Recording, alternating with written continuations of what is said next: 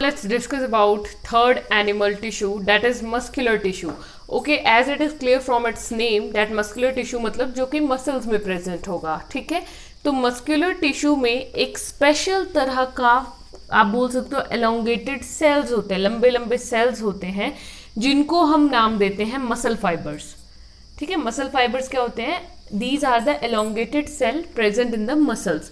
अब muscles help क्या करती है, काम क्या करती है? मूवमेंट का काम करती हैं। जो हम अपनी बॉडी को, अब देखिए मेरा हाथ ये चल रहा है, मैं लिख पा रही हूँ, कोई भी एक्शन है, मैं चलती हूँ, तो all actions are responsible because of the muscles. Okay, muscles में कुछ स्पेशल प्रोटीन्स होती हैं, ठीक है, जो ये मूवमेंट में हेल्प करती हैं। उन्हें हम कहते हैं कॉन्ट्रैक्टाइल प्रोटीन, जो कि कॉन्ट्रैक्शन और रिलैक्सेशन का काम करती हैं। तो 3 मसल फाइबर्स हैं, striated, smooth, cardiac. 3 types of muscle fibers are there, striated, smooth and cardiac. Here you can see. देखिए striated का मतलब होता है जिसमें लाइंस हैं, ठीक है। striations means लाइंस प्रेजेंट होती हैं, ओके, तो उसको हम striated बोलते हैं। एंड striated कहाँ मिलेगा आपको? इस तरह से मिलेगा, देखिए इस तरह से striated लाइंड फाइबर होता है। ये जो आपको डॉट डॉट दिख रहे हैं, इसका मतलब मसल फाइबर जो है वो मसल के अंदर जा रहे हैं, ठीक है। This is the muscle fibre, ये न्यूक्लियस है और ये स्ट्राइएशंस है। ये देखिए लाइंस दिख रही है ना, these are the striations. Striated muscle fibres कहाँ मिलते हैं आपको? बोन्स में मिलते हैं, बोन्स के आसपास। Hence striated muscle fibres are also known as skeletal muscle fibre, भी इनको कहा जाता है, okay. Next is long, cylindrical और अनब्रांच्ड होते हैं। देखिए लंबे हैं, लॉन्ग है, सिलिंड्रिकल शेप है, ठीक है, एंड कैसे ये अनब्रांच, कोई ब्रांचिंग नहीं है। So this was all about striated और skeletal muscle fiber. Next is smooth.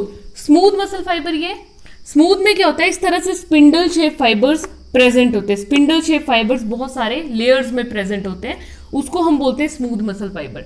These are involuntary. Involuntary का मतलब होता है जो हमारी इच्छा के अकॉर्डिंग काम नहीं करते, ऑटोमेटिकली काम करते हैं, समझ रहे हो?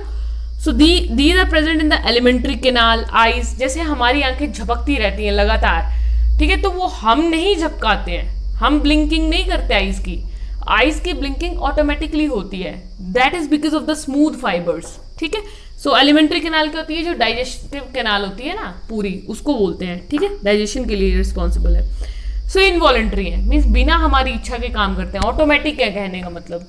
कार्डियक ये इस तरह के कार्डियक होते हैं। कार्डियक होते हैं हाईली ब्रांच्ड, ये अनब्रांच थे, ये हाईली ब्रांच्ड और ये स्पिंडल शेप है। समझ आ गई बात? इनमें स्ट्राइएशंस प्रेजेंट होती हैं एंड दीज आर इनवॉलेंट्री। अब हार्ट हमारा, हम तो नहीं उसको हार्ट को चलाते हैं, हमारा दिल धड़कता है, हमारा दिल दिन भर फंक्शन करता है, तो हम अपनी इच्छा से नहीं फंक्शन कराते हैं, हमारा दिल खुद फंक्शन करता है, ठीक है। तो ये कहाँ होते हैं? कार्डियक का मतलब ही होता है हार्ट में, तो कार्डियक फाइबर्स होंगे आपको हार्ट में, ठीक है। So this was all about the muscle fibres. Now let's talk about the fourth animal tissue, that is nervous tissue, ठीक है। देखिए नर्वस टिश्यू क्या होता है? जो कि दिमाग से कनेक्शन है और पूरी बॉडी में ये स्प्रेड है, लेकिन बेसिक कनेक्शन जो इसका है वो दिमाग से है। कंट्रोलर कौन है? ब्रेन है और स्पाइनल कॉर्ड। स्पाइनल कॉर्ड कहाँ होती है? जो रीढ़ की हड्डी होती है ना पीठ में, उसके अंदर स्पाइनल कॉर्ड होती है, ओके, बड़ी सुरक्षित होती है ये। So these are the highly specialised cells. Nervous tissue में क्या होता है? टिश्यू सेल से बनता है, तो इसमें जो सेल्स हैं वो हाईली स्पेशलाइज्ड सेल्स हैं दैट रेस्पॉन्ड टू स्टिमुलाई। वैसे तो हमारे बॉडी के सारे सेल स्टिमुलस को रिस्पॉन्स देते हैं। स्टिमुलस क्या हो सकता है? एनी ऑब्जेक्ट, कोई भी ऑब्जेक्ट। जैसे आपको सुई चुभी, तो उस टाइम पे जो सुई और निडल है वो एक स्टिमुलस है। अगर स्नेक आपके सामने आ गया एंड आप भागे, तो उस टाइम पे स्नेक एक स्टिमुलस है, ओके, इस तरह से। तो स्टिमुलस कोई भी ऑब्जेक्ट हो सकता है जिसके प्रति आप रिस्पॉन्ड करते हो, that is stimulus. These highly specialized cells which respond to stimuli are known as neurons. क्या कहते हैं इनको? Neurons.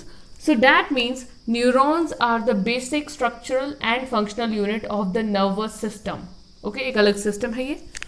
अब इस पूरे नर्वस सिस्टम के बहुत सारे पार्ट्स इन्वॉल्व हैं, ब्रेन, स्पाइनल कॉर्ड, नर्व्स। ये 3 चीजें मिलकर क्या बनाती हैं? एक नर्वस सिस्टम पूरा तैयार करती हैं, ठीक है।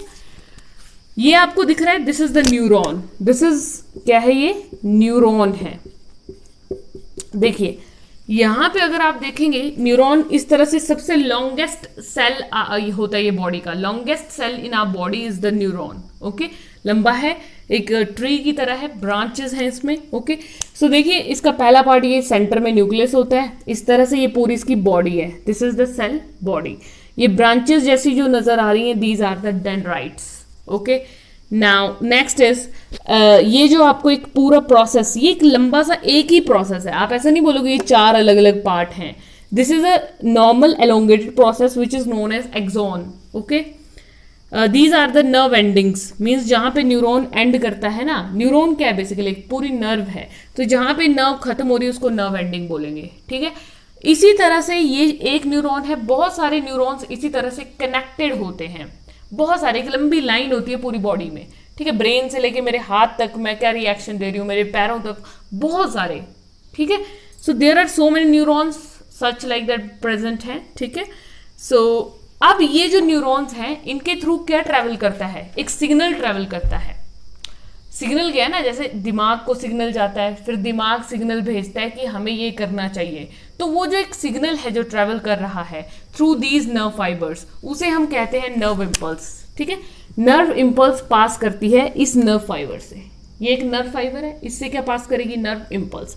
What is nerve impulse, this is a type of signal, एक सिग्नल है जो पास कर रहा है। ठीक है, और ये तीनों चीजें मिलके आपस में एक पूरा सिस्टम बना हुआ है जिसकी वजह से हमारी बॉडी में ये कंट्रोल एंड कोऑर्डिनेशन का काम करते हैं। Okay, so this was all about the nervous tissue.